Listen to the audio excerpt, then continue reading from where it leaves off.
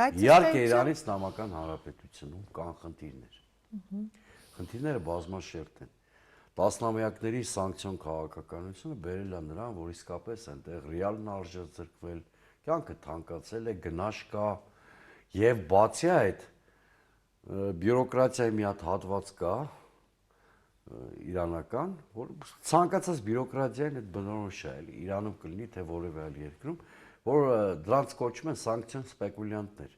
որ այդ պատժամիջոցների վրա փող են աշխատում։ Այս ամեն ինչը հասարակության շրջանում որոշակի դժգոհություններ առաջացրել է, բայց որ հասարակության շատ բնական, սոցիալական,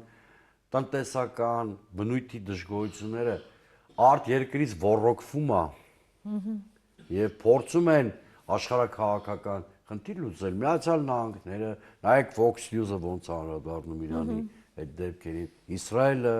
այլ երկրներ նույնպես։ Այո։ Իհարկե ոչ Թուրքիան էս պարագայում դա առանձին պատմություն է։ Դա փաստ է։ Զուտ սոցիալական պայքարին գումարում են նաև այդ լարվածությունը, որտեղ դժվար դուք տեսնեք որևէ երկրում սոցիալական ցույց, որտեղ երկրի դրոշը այրել։